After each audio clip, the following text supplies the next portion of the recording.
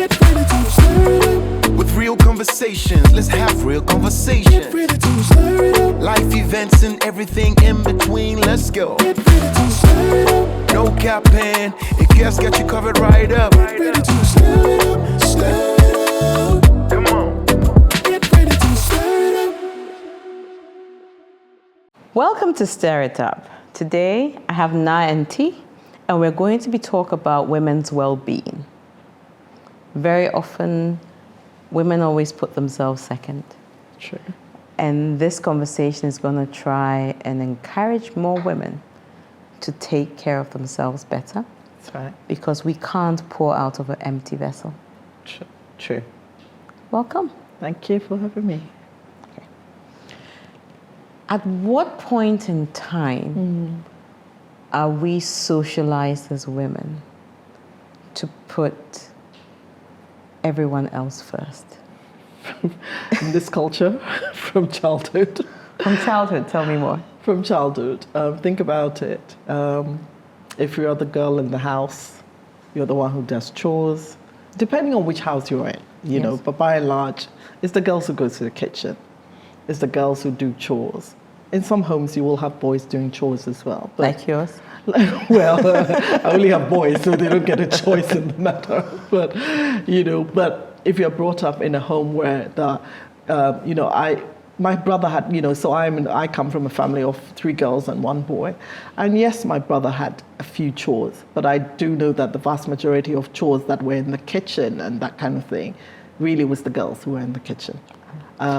So I think we're socialized from an early age to be caregivers, to take care of people, to take care, you know, so think about it, even when your parents got guests. You'd come and serve. It'd be you they'd call to come and serve, you know, so we're socialized very early. Okay.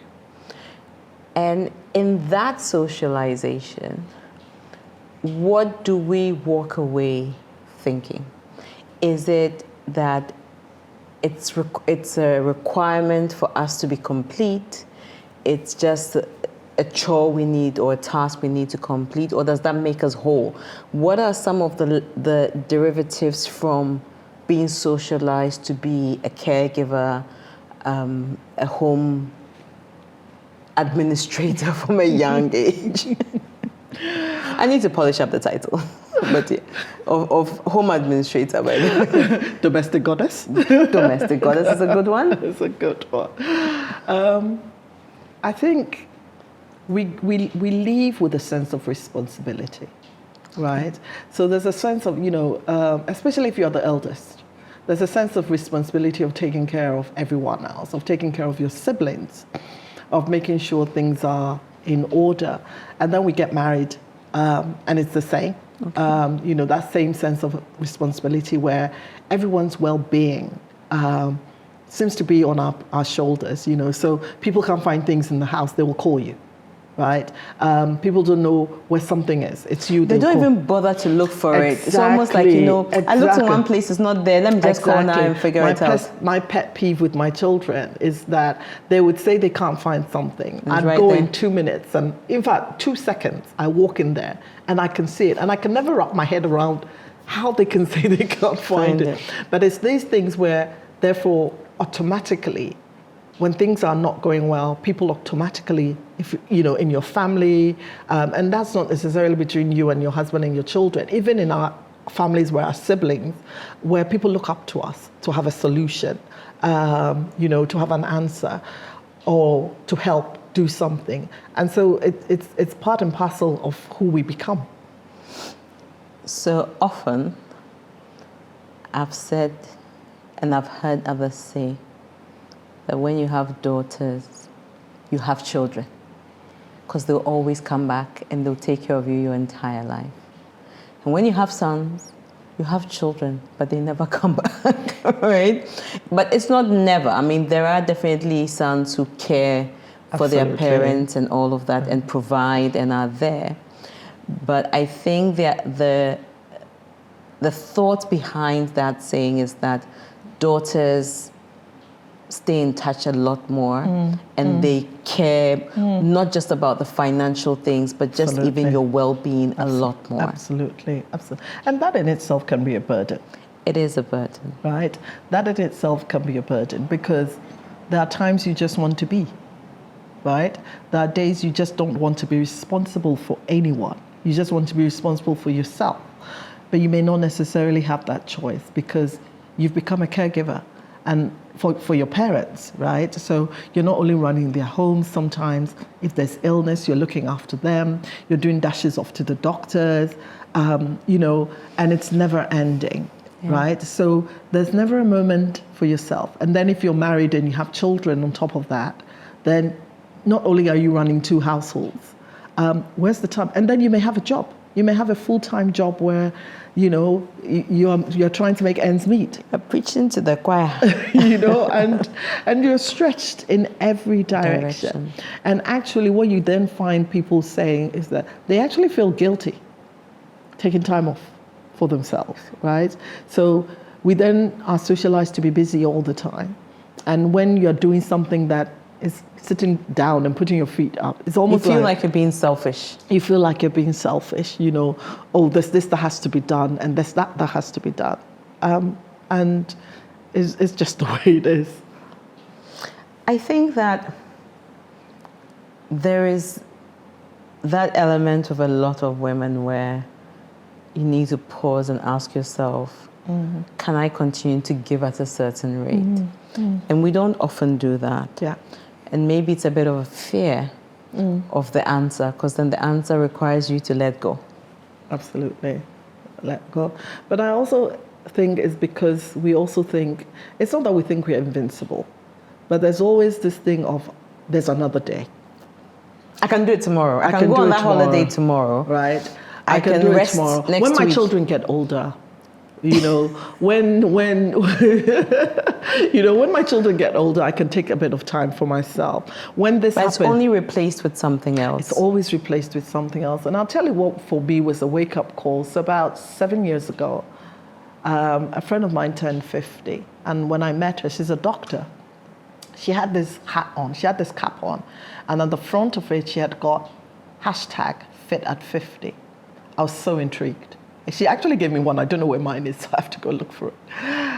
And she said something that struck me really deeply. She said she wants to start a movement talking to women younger than 50.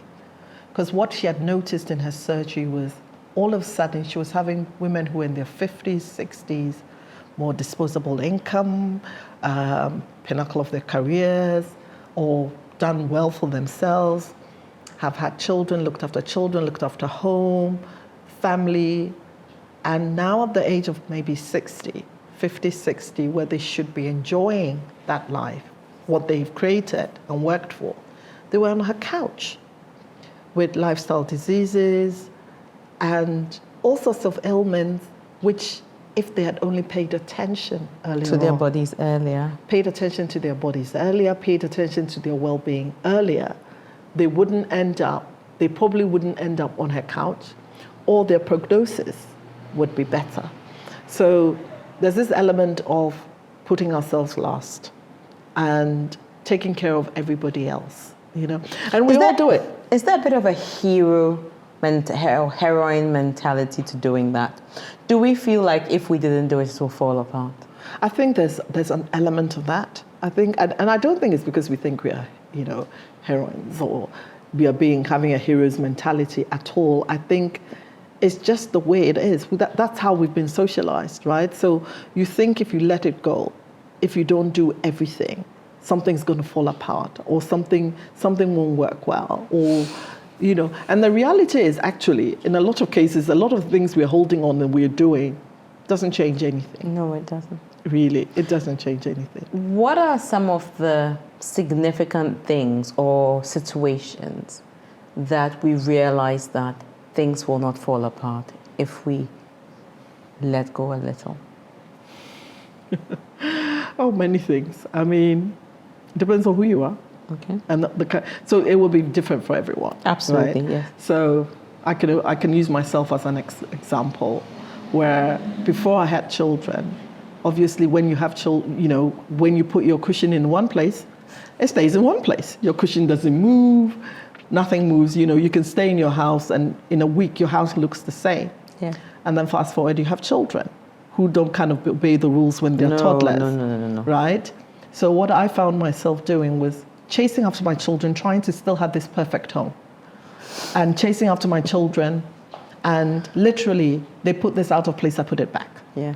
And it was my sister who called my attention to it. I didn't even realize I was doing that. And my sister says to me, you know you're going to go mad, right, doing this? And I paused. I thought, actually, yeah. Yeah. It was tiring, right? And she said, why don't you let them finish? And then at the end of the day, you put it all back together. You put it all back together.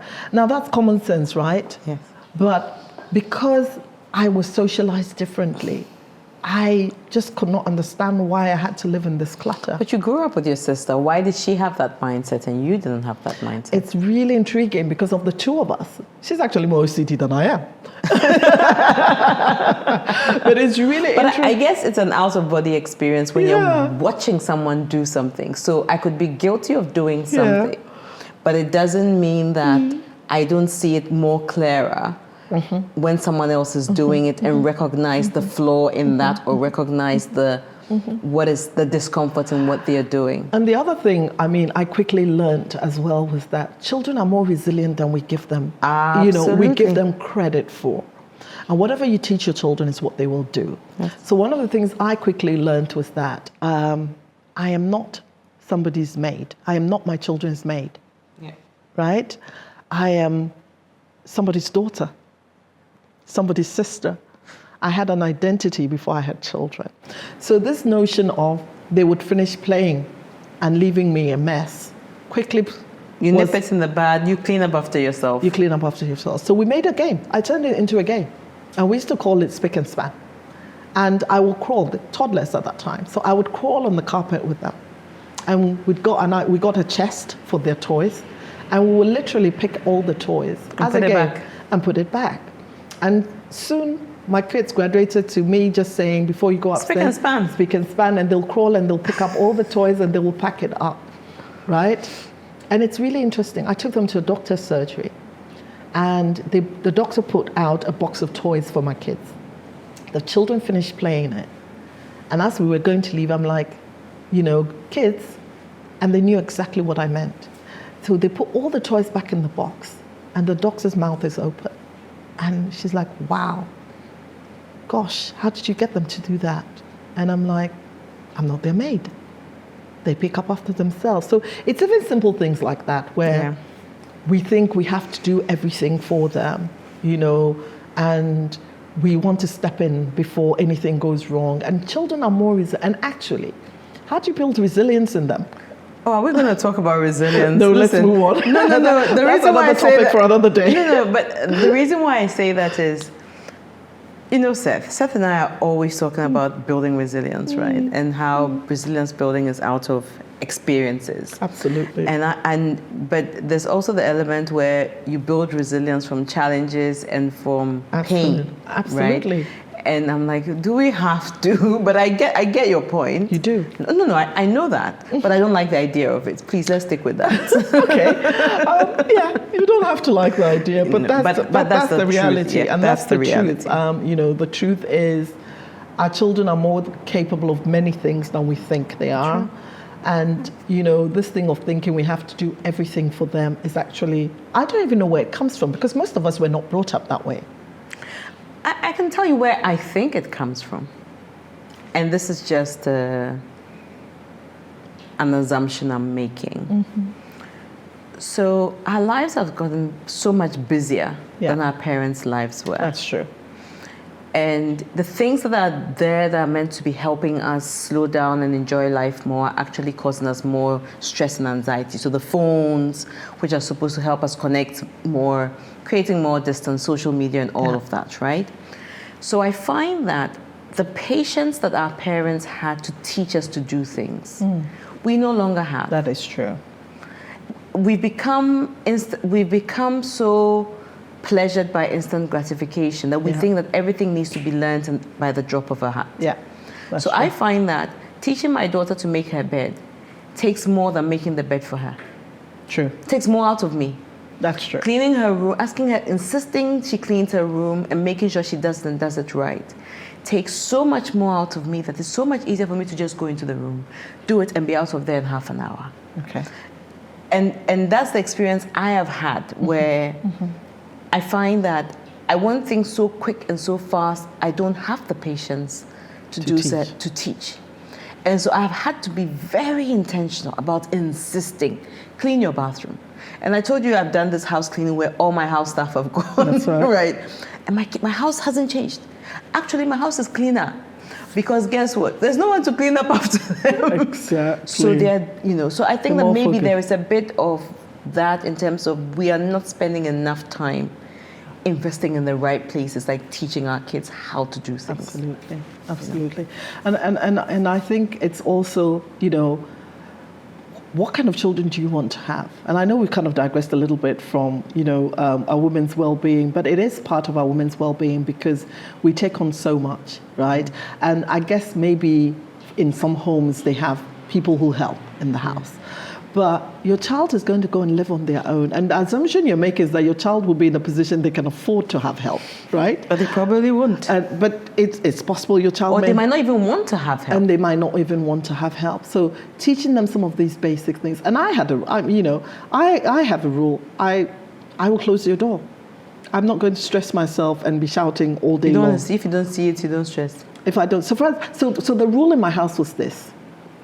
I want you to keep your room tidy. And there are days I'll come into your room and I'll read you the riot act.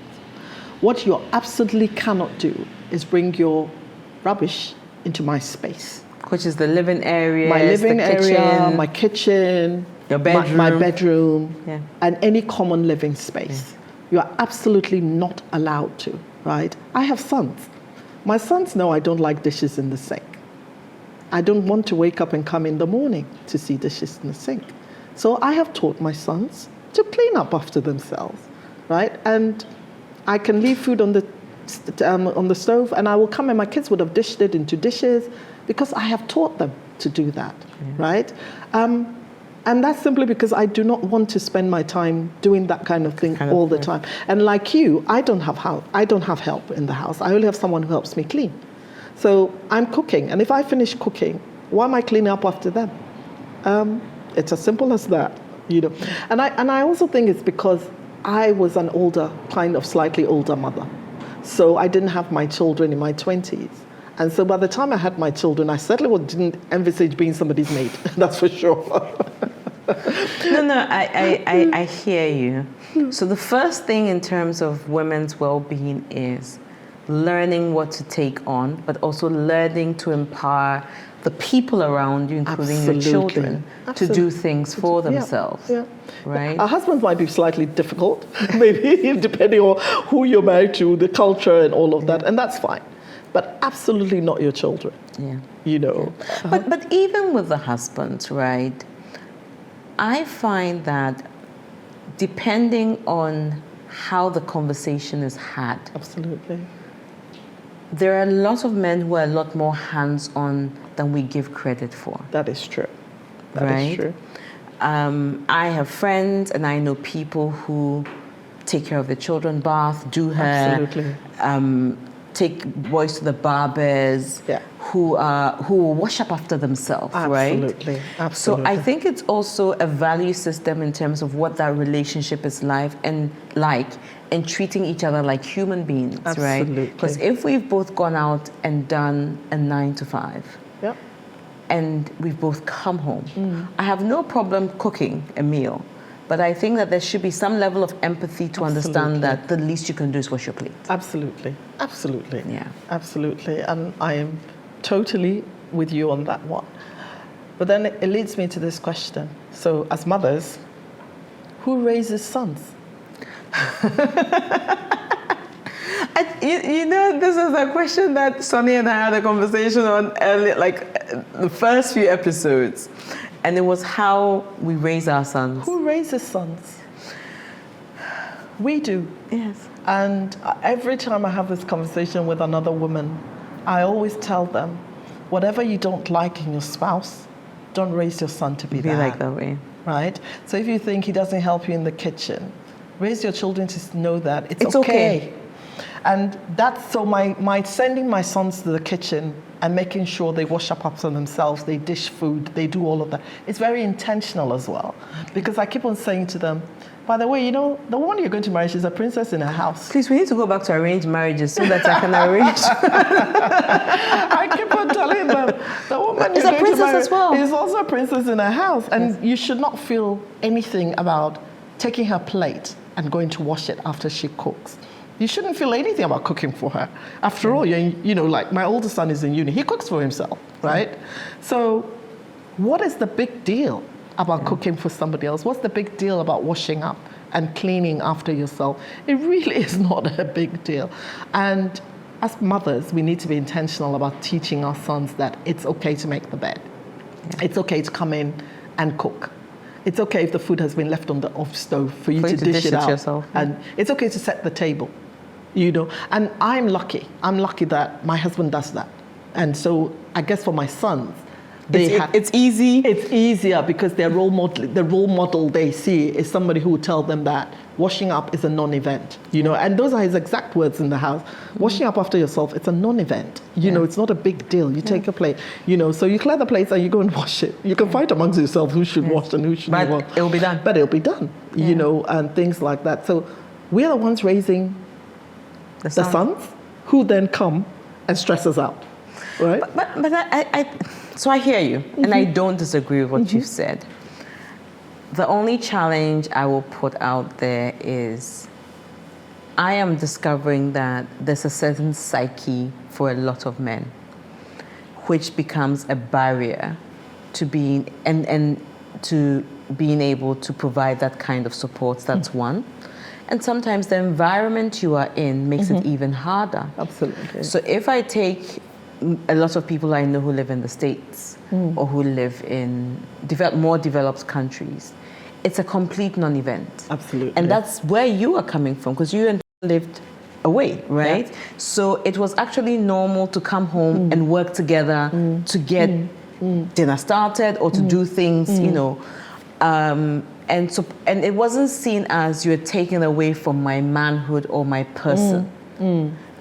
For a lot of people who are not living in Africa, right? But when you live in Africa, there are certain things that you don't do that are beneath you, right? How does a woman start having that conversation to say, I need help? Show me some empathy to someone who is in a social context that doesn't approve of that, who's not predisposed to doing that at all. How do you begin to have those conversations? But I don't agree with you. That's fine. And I don't agree with you because my father was not like that. And my father was not necessarily, you know, I grew up in a home where my father would come into the kitchen and cook. He may not cook a full-blown meal, but there were times he would come into the kitchen and do stuff. But I want us not to think about it just within our ecosystem, right? Because a lot of the time, I mean, I always give the example of how hands-on my girl's dad was when they were babies, extremely hands-on, right? And so if I talk about a man not being hands-on, it's not a lived experience for me. Of course. Right? Of course, yeah. But it's a lived experience for 9 out of 10 of my friends. Yeah. Where the moment they have a baby, their husband moves out of the bedroom. Right. And it's in the living room or in the guest room. Yeah, because he doesn't want to be disturbed. He doesn't want to be disturbed at night. Yeah. Right? Yeah. I remember when anyone on my team, the guys had a baby, the first thing I would say is, I know you come to work and you're tired, and when you get home, your wife asks you to help her, you think that it's, but you've been at home all day, I've gone out and worked, right? I know, right? Why are you stressing me out? Condition your mind that as soon as you get home, you're going to put in 45 minutes. Absolutely. It makes a world of difference, because then you don't feel forced. Yeah. You don't feel like you're being compelled to do Yeah. it. But now it doesn't come naturally to a lot of people, in my experience. I know it doesn't come naturally to a lot of people, and I don't know how you have that conversation. I actually don't know how you start to have that conversation. But I think maybe some of these conversations are conversations we should have before we even get to the point of getting married and having the children. Of getting married and having the children. I think some of these conversations are conversations we need to have. And I know exactly what you're saying. And I guess what a lot of people don't realize is how overwhelming being responsible for a child can be. Oh, yes. I remember coming home with my son, my first son, and I was discharged from hospital, and I'd come home, and I just sat on the edge of my bed. He was in his crib by my bed, and I don't know where this feeling came from. I burst into tears. Yeah. So I sat on the edge of my bed, and I was crying. I'm responsible for a whole human being. Exactly. I felt extremely overwhelmed. Extremely overwhelmed, and I don't think sometimes men actually realize how overwhelming that experience is. I felt totally overwhelmed. And I wasn't without support. So this is me even with support. My mother was there, my husband was there, and I was still sitting on this edge of my bed, and I was overwhelmed. I felt overwhelmed. I felt I'm responsible for another human being. Everything about this child falls on me, And some of the things you're asking a partner to do, sometimes it's not even about bathing the baby or, sometimes it's about, have even expressed milk, right? Can you just warm it? Can you warm it? Or put it away? Or put it away, right? Because it means I don't have to come out of bed, right? And go and do that. And, is it okay to take that baby for half an hour? Half an hour.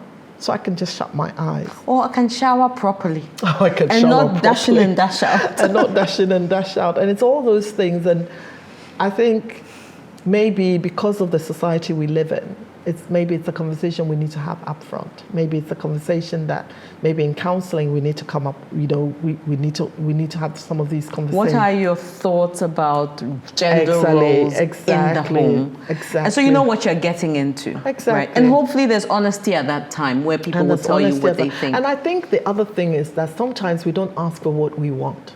No, we don't. We are not clear about what we want. But I guess that's a good starting point. Exactly. So when you say, I know you said you didn't know, but one of the lessons is being clear and asking for what you want versus making sweeping statements and being irritable and being angry. Because a lot of the time we internalize a lot of things as women. Absolutely. And we make blanket statements. That's right.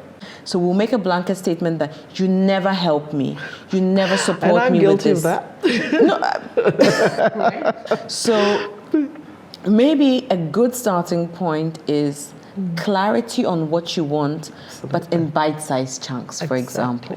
Exactly. And also, I guess, and the reason the clarity is important is, and I know many times my husband would say to me, I'm not a mind reader. Absolutely. They're not. Nobody is a mind reader. He'd be like, I'm not a mind reader. Women are better at anticipating other people's needs, but sometimes even the things that you think a man needs are not really what he needs.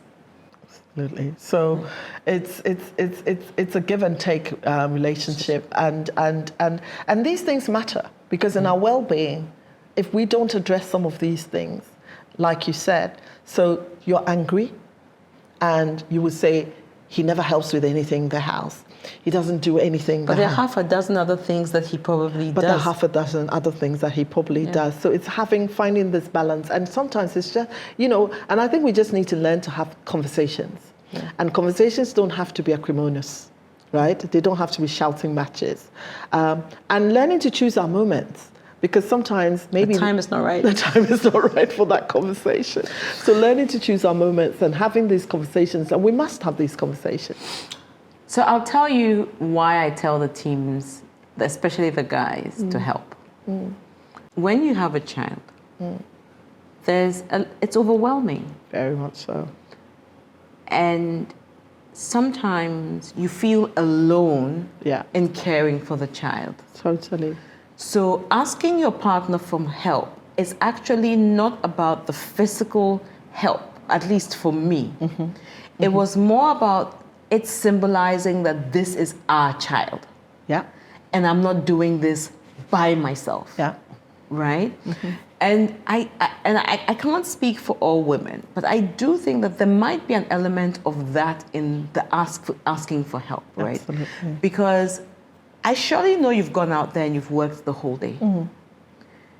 But I've also literally worked the whole day at home. Absolutely. So when you rock up, my thinking is if you took the baby for half an hour, it gives me a little bit of respite to shower, to have a meal properly and enjoy it. Absolutely. To lie down and close my eyes for half an hour, or whatever it is, right? And maybe it's also about perspective taking where we kind of try and understand where the other person is coming from, right? But in asking for what you need, it should be exactly like you say, can you please take the baby for this time to give me time to do this? That's right. And I think no person in their right mind will, or somebody who cares about you, or somebody who loves the family unit and the family is the priority, will fob you off. Absolutely. But I think sometimes we go straight to the accusations and we go straight to, like, why are you now coming? And I needed help and I've had a long day. No. And that probably builds up tension. That's right. And then you don't get the help. And why are you now coming when I didn't know you had something planned that you wanted to do? Well, I was supposed to be reading your mind. Right? I was supposed to be reading my mind. So the person doesn't know. They don't know that. So we need to be clear. We really need to be clear and ask for what we want and choose our moments when we ask for what we want. But we really do need to be clear. And I think a lot of times as well, one of the things for our well-being that I don't think people factor in, for women who are working, who have a career, it can be a career break. And a career break that doesn't necessarily serve them very well when they go back to work. God has been speaking to you. Right? A career break that does, well, I've experienced it. No, I'm just saying God has been speaking to you because, sometimes you think about that's what you want, right? Yeah. But your circumstances don't allow you to do that. Yeah, so you take, and taking a career break is not necessarily in your interest as well, right? Because getting back in can be tough. Getting back in can be tough. You can, if you take 6 months leave and you get back and everything around in your company could have changed, right? Yeah. There could have been redundancies. And I know what I'm talking about because I've been there, and of course, I was in the UK, so legally they can't get rid of you. But going to work and not really having anything to do is the most demoralizing stuff that you could possibly do. So that costs to us as women, emotional costs that affect our well-being as well. When we, and I don't think, so people think, oh, you've gone on maternity leave. You're lucky to have 3 months. You're lucky to have 6 months. But there is a consequence on careers because it depends on what time you come back to work, right? Taking that break. Depending on where you work, there's probably a frowning, yes, you're entitled to a year, but nobody really wants you to take a year. No. Right? No. Nobody really wants you to take a year. And then there's this thing of, I don't know whether it's jealousy of our spouses, which again builds in the angst and the stress. So all day, all you've done is gagagoo. Somebody throwing up. Eat, right? Somebody all day long. Somebody has thrown up on you. I love you. Somebody that you've just given a wash has decided that it's time for poop. It was time to, I poop better when I'm clean. Exactly. And you're having to change them. Somebody that if you decide to go and shop or do anything, the paraphernalia that you have to now pull out and get yourself car seats and whatever. Yeah. And Carriers. How anyone can think that is an enjoyable experience 24/7 every day for 3 months, for 6 months. I don't even know how you can think. And I think sometimes we need to put it in that perspective, right? Yeah. Even not being in a space where you can have adult conversation, right? It works on your psyche and on your stress levels because sometimes all you want to do is just have an adult conversation. And that dovetails very nicely into the second part of women's well-being because we've just talked about the family setting, of investing in our kids and getting them to help us, but also even how we navigate our partners and partner them, like even with the house and just the emotional connection that you're trying to build with that partner. Social connections and friendships for women. I think women have mastered it better than men. So important. But how do you see that? How important is that? It's very important, but it's also something you should do carefully. Absolutely. You should do it really carefully. And but social connections are important, right? I'm an empty nester, right? So the children do leave home. Mine have left home. Imagine if I didn't have social connections and I hadn't paid attention to my social connections simply because I'm a mother and I'm a wife and I'm at home and I'm doing all those, that's what my focus is. And especially with someone like me who works for myself. So I don't. It's easy to become a recluse. It's so easy to become a recluse. So for someone like me, it was about being intentional, because I always knew at the back of my head that my kids were going to leave, and I needed to make sure that by the time my children left, I know you're laughing. No, it's fine. I get you. What are you going to do? So the social connections are important, but I think there are social connections that you have to be careful. Not everyone is your friend. True. And not everyone has to be your friend. So be intentional, right? And figure out, you pretty much figure out quickly who's got your back and who hasn't got your back, right? Yeah. And I would say don't spend valuable time on relationships that don't do edify you or they don't feed edify you or feed you or make you grow or challenge you in a positive way. And look for people who would do that for you. But social connection is very important, because after you've invested all of this in those children, if you have children, or in your career or whatever, even if in your career you're going to retire, what are you going to do? Yeah. So investing in our social connections are really important, even for our well-being, right? And make time for you. So these social connections could be church. Yeah. It could be groupings, a book club. Yeah. But it could also be friends, like a Absolutely. close-knit set of friends. Absolutely. And it could even be connections with your family, right? Yeah. Because you're not so insular. But finding different avenues of release. Absolutely. And connection with other people. Absolutely. And each Or one would interest. bring something different, right? Yeah. So they are not equal. They are not all the same. You know, your family connections will bring you something different from if you're in a church group, your church will bring you something connection. But what I find really meaningful is doing charity. Okay. Finding something that gives, that makes you give back. Yeah. Gives me immense pleasure. You know, I love doing things like that. I love surprising people. You know, and so finding something, and it will be different for all of us. Yeah. So finding something that brings you joy, that brings you that inner peace, that brings you fulfillment, and actually trying to do it at the same time whilst you have children.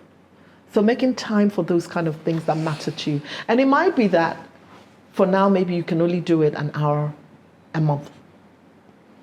Do it.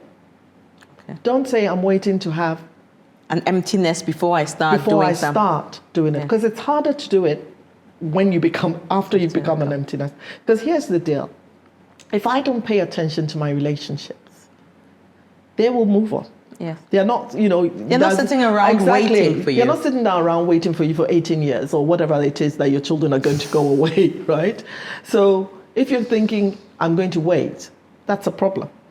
So find time, you know, an hour a month that you say is my time to do whatever you want to do it's not the end of the world, right? Go back to the hobbies that you used to love.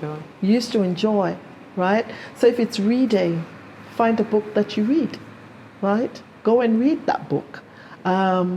Whatever, if you used to paint, go and paint. It doesn't have to be a masterpiece, but if it brings you joy, you should absolutely find time to do it. It's good for your anxiety levels. It's good for your stress levels. It validates you because it's something you enjoy doing, you know.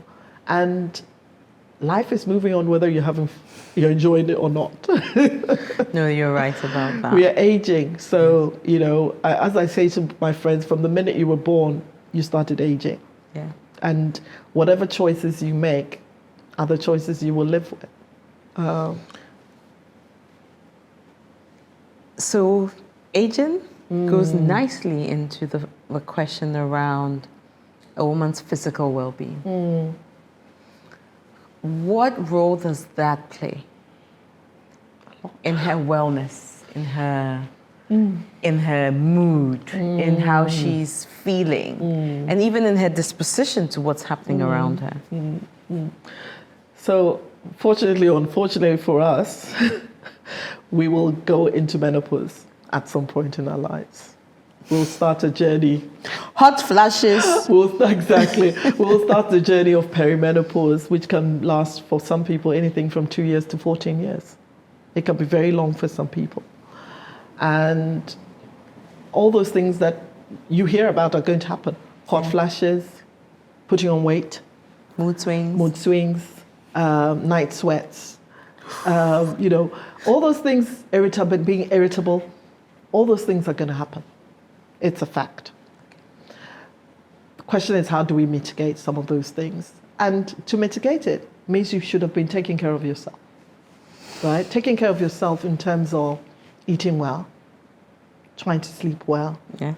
The lifestyle choices that you make do bear on what kind of menopause you're going to enjoy. Right. So taking care of ourselves, making sure we eat well, we're having a balanced diet, and if this was a total conversation on menopause, there are things you can do, things you can eat to help balance your, estrogen out, and there are things you can do.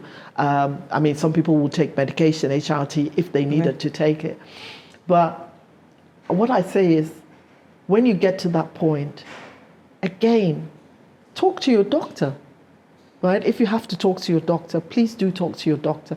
There are no awards for being martyrs. Women. We often think, but that's what I was saying, that we often feel like we're heroes, right? Exactly. Of sorts, right? By not asking for help and trying to do everything. And trying to soldier on. Perimenopause is a fact of life. Every one of us will go through it. How we mitigate it depends on. It's going to be different for everyone. Some people do not really have issues. Some people have all the issues under the sun with it. Ask for help. Talk to your doctor about it. Talk to someone about it. And there are things you can do. And for some people, they may have to go on, HRT. They may have to go on medication. And that's okay if it helps you, But being a martyr about it. And I think it's also because we don't talk about it. Yeah. I don't remember my mother ever talking to me about menopause. So a lot of us, and a lot of people actually do not even know they're suffering, the symptoms they're suffering from is menopause, right? So they stumble into it, they're having all these issues, and they don't actually realize they're menopausal, which makes it even harder for them, right? So ask for help. Don't kind of try and, navigate fix it yourself. Or ask questions that kind of empower you and give you ask understanding. Questions, And the funny thing is, as soon as you start talking about hot flashes or something, somebody who knows will say, don't worry, it's menopause. It's fine, don't worry. It's not the end of the Been world. there, so talk about it. Yeah. It's nothing to be ashamed of. It's a fact of life. We don't get a choice whether we're going to be menopausal or not. For a woman's well-being, is it important to sometimes just switch off and disconnect from your day-to-day? And I ask this because, we're always putting off that holiday. There's always something more important. We're always putting off time with people we care about and our friends because there's something more important. How important is it for a woman to be in a state of balance of sorts? For them to be able to switch off what is their everyday routine, i.e.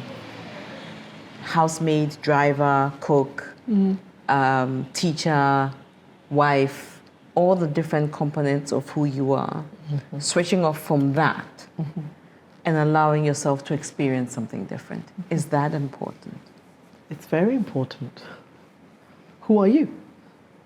Outside of these things. Who are you outside of these things? Right?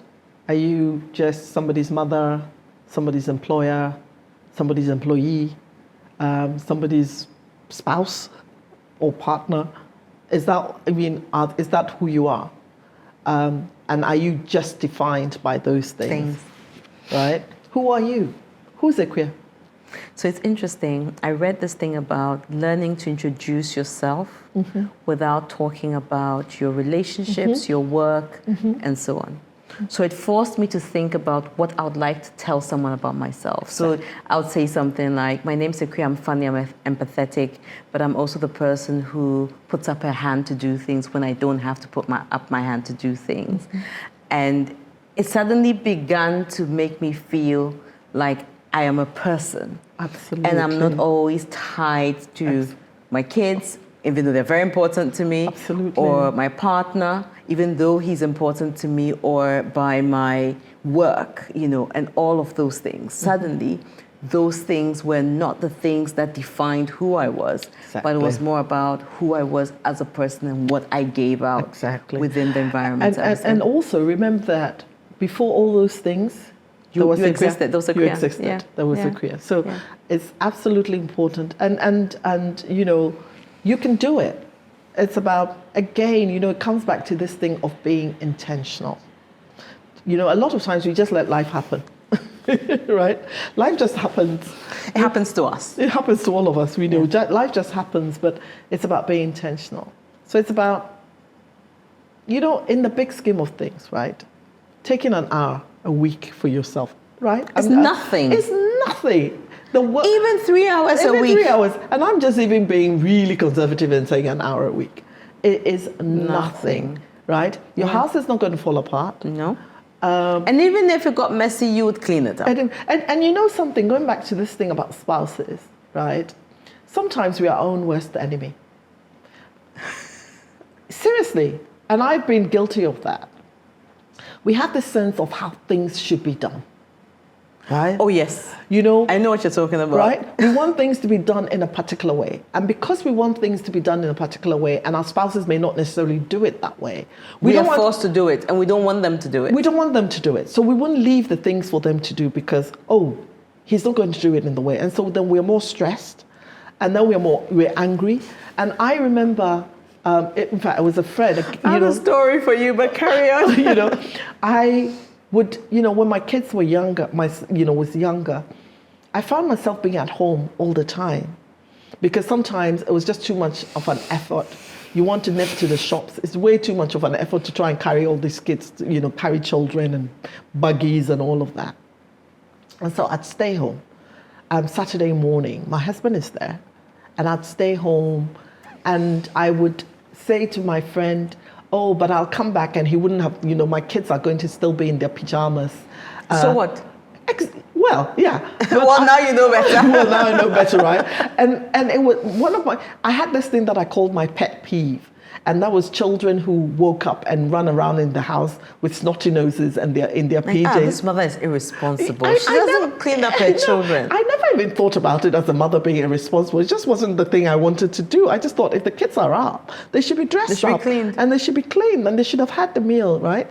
And I knew my husband would not do that. He would do it in his own time. Yeah. So I'm like, no, I don't want my kids to be running around. Whatever. So I'll stay at home and do it. So I'll stay at home and I'll do it. And then I'll be angry. Yes. I'll be angry because I feel, I needed to have gone out. And there was a friend who said to me, she said, are they his children? Yes. I said, yeah. Will he kill them? No. I said, no, he won't. Is it the end of the world if you come and your children are running around in their pajamas? No. No. Is it the end of the world if they've only eaten cereal? No. No. And the interesting thing is that my kids loved it. Yes, my of course. Kids loved because there's no one hovering and helicoptering them, and no one insisting that they should shower. There's no policewoman. So I'd come home and I'd open the door. So I started doing that Saturday morning where I'd say, I'm going to the shops. And it was just my way of just getting out of the house and having a breather. Yeah. Right?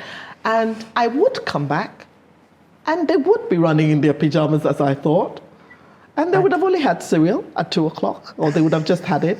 But I still learned not to let that bother me. Yeah. And say, it's fine.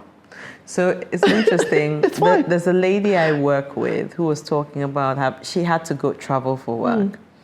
And she was really stressed out about leaving her kids. And then she left them and she says, you know what? I'm having to learn to let go. Yeah. And she said, listen, I will cook 3 meals, I will do this, I'll do this, I'll do that. Surely look, I'm by trashy shambana level. Absolutely. Which means they will knock themselves around a bit, but they'll find a level, Absolutely. right? And she says, you know what? He might buy more KFC than I'll buy for the week. And maybe he might, they might not eat 3 meals, they might eat 2 with a lot of snacking. But the reality is for that 1 week to be able to go off and do my work. Absolutely. That's the price I pay. Absolutely. Once it's not something I'm doing all the time, yeah, then I'm okay with it. Yeah. And I think that we mop a certain way. Yeah. We cook a certain way. Absolutely. Our house needs to be tidy a certain way. Absolutely. And so because of that, we don't trust our partners to do it because we think they'll do it differently. We don't trust anyone to do it because they'll do it differently. And when we're going, we write manuals for how it should. And leave many emergency contacts and how it should be done. And of course, they never open it to read it, and they do their own thing anyway. But yeah, so a lot of our stresses are things that of thinking that things should be done in a certain way. And must if be it's done. not done that and way, and it really isn't the end of the world. Okay. And the interesting thing about, until my kids were not at home, I did not realize how much my life revolved around my children. Oh, absolutely. And I don't think any of us do.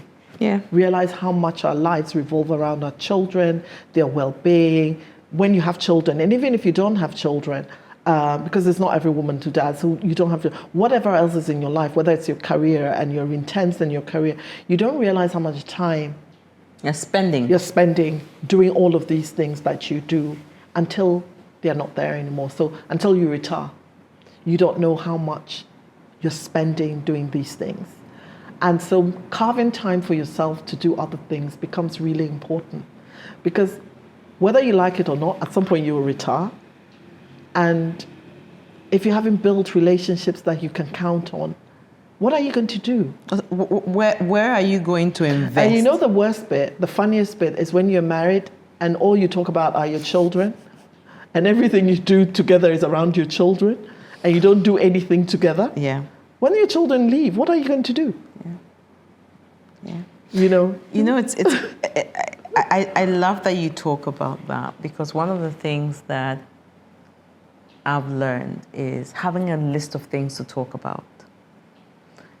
And I have lots of people I know who are beginning to get into that habit of trying to make conversation and have points of connection beyond the children. Absolutely. And we do need to build that, right? It's so important. It's the conversations. Just even have a list of things. Oh, I saw this. I want to talk to my partner about this. Exactly. I saw a quote that, or something you read. Right? Yeah. And those could be points of conversations with your partner. Yeah.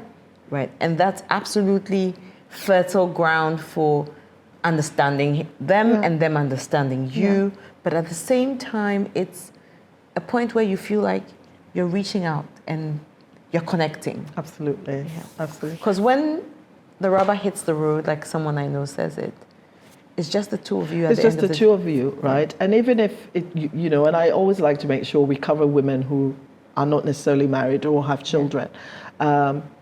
That then becomes your friendships or your family, right? You need to be intentional about it, and maybe you're career focused, or wherever you are now, you're in this bubble and that's all you think about. But point of connection, so it might be something frivolous. Go on a girls' night out.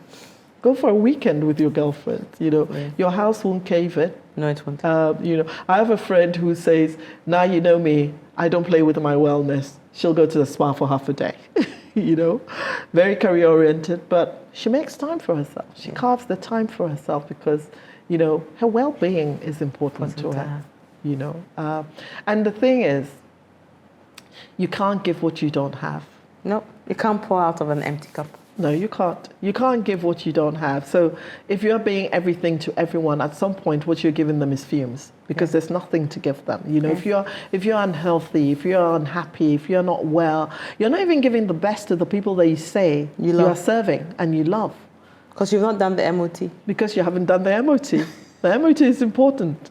So ultimately, as much as you are responsible for everything else and everyone, you're responsible for yourself.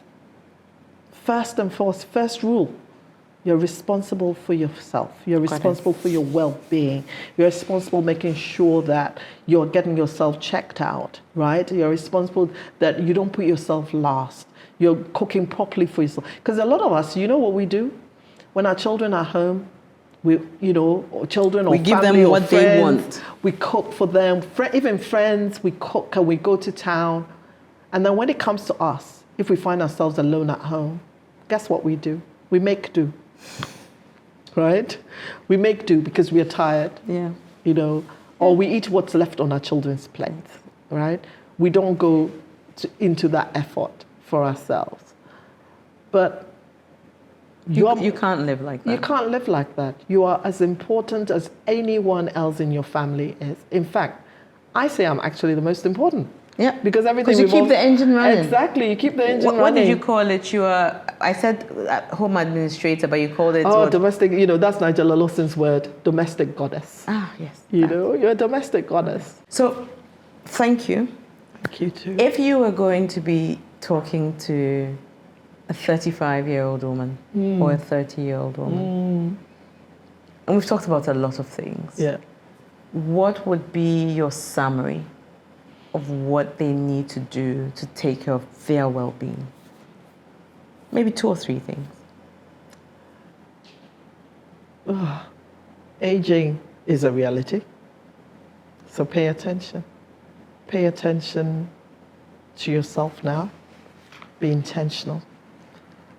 Pay attention to your relationships that you have. Pay attention to your well-being. And it's not selfish to love yourself.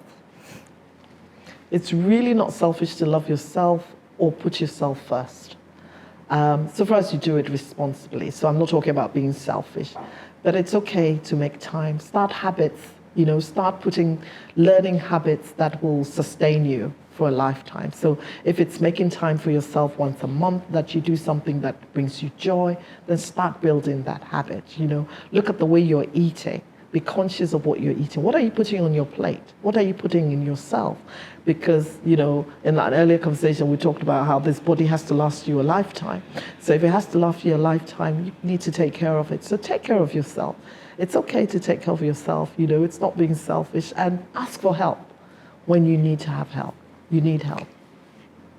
Thank you. That's what I would say to my 35-year-old self. I'll make a cocktail. So, you've done this before? Yes. So you know how it goes? Stir it up. Stir it up. Thank you for coming. Thank you for having me.